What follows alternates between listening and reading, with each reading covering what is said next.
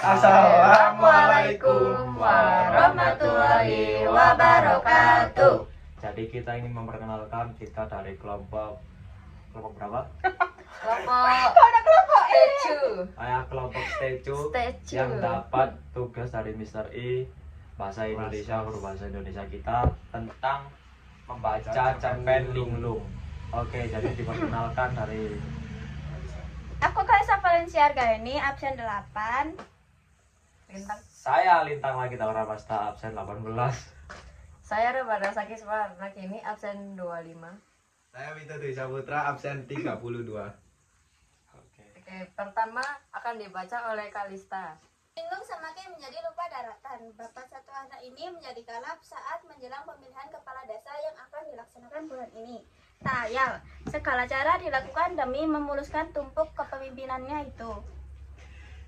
Tim sukses mulai kelayapan membagi sembako dan uang sebesar Rp500.000 per kepala. Belum lagi janji-janji manis yang diobral jika ia terpilih menjadi kepala desa.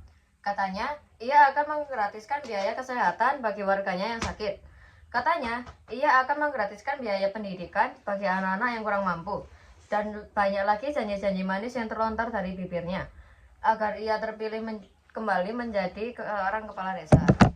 Orang-orang mulai kasakusum membicarakannya di janji manisnya itu. Desa yang ia pimpin ternyata berbanding terbalik dengan apa yang dijanjikannya. Sarana dan prasarana jalan yang menuju kampung Sida Makmur itu rusak parah. Banyak terjadi insiden kecelakaan akibat jalan rusak yang tak kunjung diperbaiki. Padahal dana desa sudah digelontorkan pemerintah pusat untuk membangun struktur jalan. Lampu penerang jalan pun dibiarkannya mati tanpa ada perbaikan dari aparat desa. Bangunan sekolah rusak dibiarkan merana begitu saja. Puluhan siswa terancam keselamatannya. Belum lagi genting bocor yang mengharuskan siswa terhambat belajarnya ketika musim hujan. Hal-hal ganjil inilah yang menjadikannya Jarot menjadi naik pitam. Ia bersama sebagian warga desa pernah mempertanyakan anggaran dana desa yang semestinya digunakan untuk pembangunan kantor kepala desa. Malah ia menjadi sasaran amarah dan umpatan sumpah serapah linglung. Jarot bersama sebagian warga akhirnya pulang dengan tangan hampa. Ia tak mampu membendung ambisi kepala desanya itu. Ayat diri dan keluarganya dekat haram. Matahari terlihat malas saat berangkat dari peraduannya. Cahaya tak lagi memancarkan sinar keemasan di pucuk-pucuk pohon pisang. Burung-burung yang biasanya ramai menyambut pagi, kini nyaris tak terdengar cericitnya. Desa yang diapit oleh dua sungai besar itu tak ubahnya akan ditenggelamkan oleh ambisi kepala desa yang haus akan kekuasaan dan jabatan. Untuk membendung ambisi tersebut, sudah ada dua kandidat yang siap maju dalam perhelatan akbar ini. Ia adalah Jatmiko dan Suyatno. Dua calon kandidat kepala desa ini memiliki background pendidikan yang berbeda. Jatmiko, pemuda desa yang pernah menjabat sebagai ketua PEM di salah satu perguruan tinggi negeri Kota Pahlawan. Adalah lulusan terbaik teknik sipil. Ia siap kembali ke kampung halamannya demi memajukan dan memakmurkan tanah kelahirannya. Suyatno, pemuda desa dengan predikat cum laude dari salah satu perguruan tinggi negeri Kota Semarang. Lulus sarjana agama, ia juga turut adil dalam memajukan desanya yang telah lama ia tinggalkan. Harapan besar warga bertumpu pada mereka berdua. Mereka menginginkan perubahan kepemimpinan di desanya. Mereka tak ingin dipimpin oleh pemimpin yang tidak memihak pada kepentingan umum. Mereka tak lagi dipimpin oleh pemimpin yang hanya pandai bermain retorika di hadapan warga masyarakat. Gambar 3 calon desa sudah menghiasi setiap gang di kampung Sida Makmur. Gambar linglung sudah dipastikan yang paling banyak bertebaran di setiap RT. Tim sukses linglung sudah menyiapkan banyak tempat untuk memasang gambarnya. Walaupun demikian, warga sudah antipati dengan tindakan arogan kepala desa itu. Sedikit demi sedikit, warga mulai sadar bahwa suara mereka akan dibeli atas nama kekuasaan dan jabatan, bukan lagi atas nama keadilan dan kemakmuran. Obrolan di warung kopi Mak Yah pagi ini tak ubahnya seperti rumah kemenangan bagi kedua calon yang akan bertarung dengan insamber. Sudah waktunya desa kita dipimpin oleh seorang pemimpin yang adil dan jujur, kata Mbak Dula sambil menyulut rokok klobotnya. Asap rokok itu mulai menyebar ke sekeliling warga yang mendengarkan nasihatnya. dan bau khas tembakau pilihan itu menebarkan aroma kegelisahan. Ya, betul Mbak. Kita jangan lagi percaya pada janji manis linglung yang keblinger itu.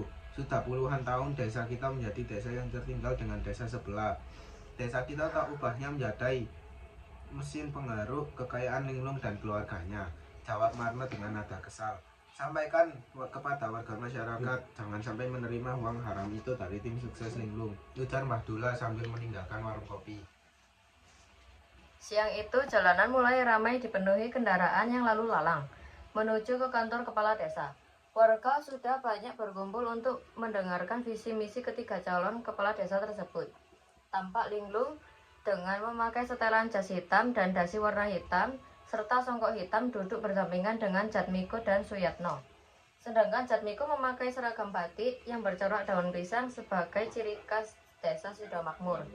Tak mau kalah dari pakaian kandidat yang ada, Suyatno memakai baju koko muslim sebagai identitas kelompok religi. Mereka bergantian menyampaikan visi dan misinya dengan tegas dan berapi-api. Linglung memandang sinis ke arah kedua calon kepala desa yang berada persis di sampingnya. Ia yakin bahwa kedua calon tersebut akan tumbang melawannya. Ia yakin akan mendapatkan suara terbanyak dari warga. Tak berselang lama, linglung bergerak menuju podium yang telah disiapkan panitia.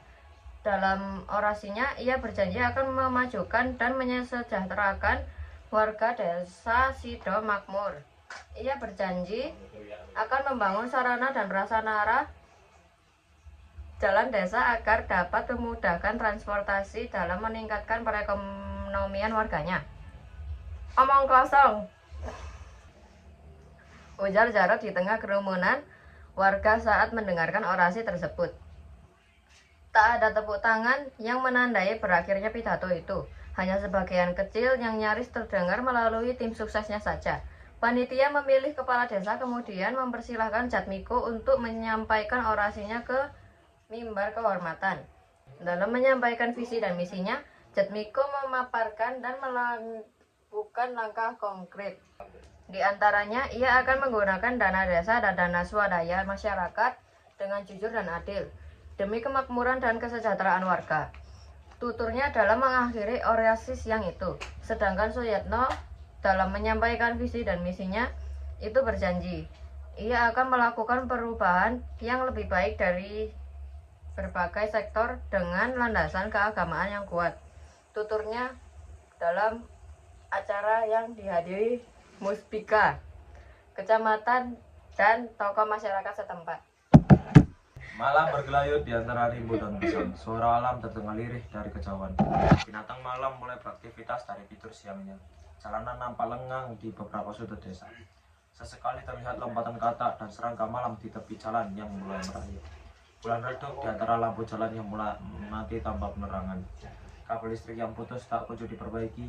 Banyak lubang bertebaran menghiasi badan jalan. Aspal jalan pun dibiarkan mengelupas tanpa ada kepastian untuk diperbaiki.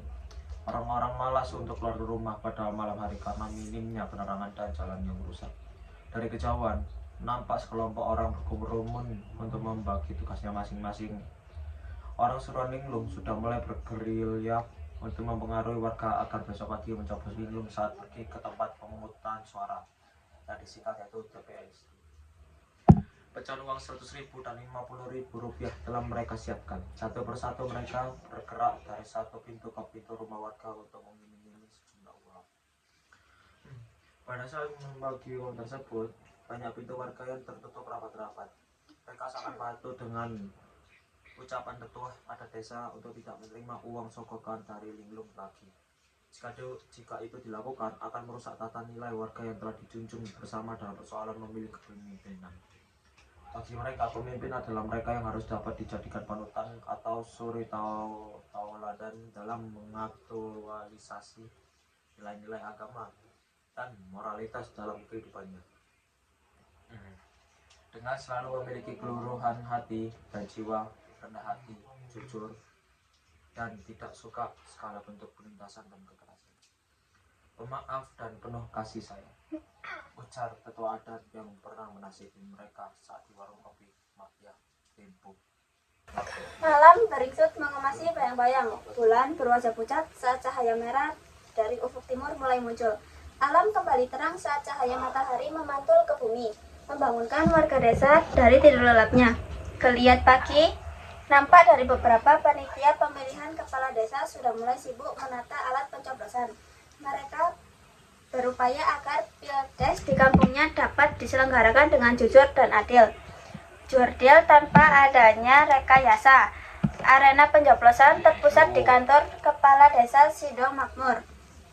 Setelah beberapa saat kemudian, warga terlihat berduyun-duyun menggunakan hak suaranya dengan cerdas ke tempat pemungutan suara atau TPS. Antrean mengular lebih panjang saat siang hari.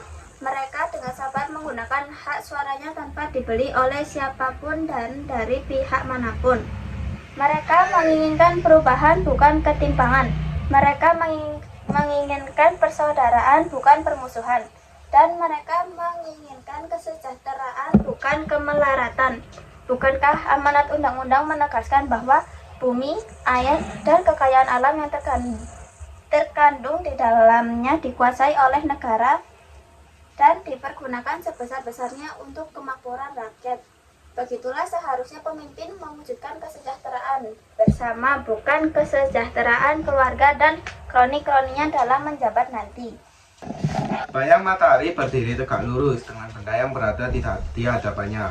Pertanda separuh hari sudah dilewati. Dengan wajah tegang dan raut muka yang panik, linglung mengikuti pemungutan suara hingga punah. Ia tak mengira perolehan suara yang didapat luar ekspektasinya. Pikirannya kalut saat memandang papan perolehan suara tersebut. Terlintas dalam ingatannya, dana yang dikucurkan untuk kemenangan Pilpres tak main-main. Hampir 1 miliar lebih yang diberikan ke tim suksesnya. Kemanakah suara tersebut? Ujarnya dalam hati, hingga mengelapkan pikiran dan mata batinnya. Suara-suara misterius itu selalu berkecamuk di bawah alam sadarnya. Suara-suara itu berdesak keras mengantar sampai ke ubun-ubun kepalanya. Kemana suara-suara itu? Kemana uang-uangku? Kemana? Sambil berteriak histeris dan merobohkan papan pemungutan suara. Matanya merah saga, siap membakar mereka yang berani menghalang-halanginya. Suasana pemungutan suara berupa amukan linglung. Beberapa tim keamanan dari Polsek dan Hansip berupaya mengendalikan suasana. Amukan linglung semakin menjadi-jadi saat diamankan. Beberapa kursi bertamburan ke udara karena ulahnya. Matanya memerah memandang tim suksesnya yang telah berkhianat. Ia melompati beberapa kursi dan beberapa tim suksesnya sampai di tengah jalan. Suasana tidak menentu, orang-orang kembali berlarian untuk mampu mengendalikan dirinya. Ia tak mengenali siapa dirinya. Ia benar-benar linglung atas ambisi, jabatan, dan kekuasaan yang dikejarnya. Tak berapa lama tubuhnya sempoyongan dan jatuh terjerembab di jalan yang penuh lubang. Matanya perlahan meredup saat warga mulai berkerumunan menghampirinya. Mulutnya komat kamit menghitung suara dan uangnya yang telah raib. Linglung benar-benar kehilangan dari dirinya sebagai seorang pemimpin. Hatinya gelap karena uang dan kekuasaan, terperosok dalam lubang yang digalinya sendiri. Sekian dari kelompok Stecu. Wassalamualaikum baru. Ya, Wassalamualaikum Waalaikumsalam warahmatullahi wabarakatuh.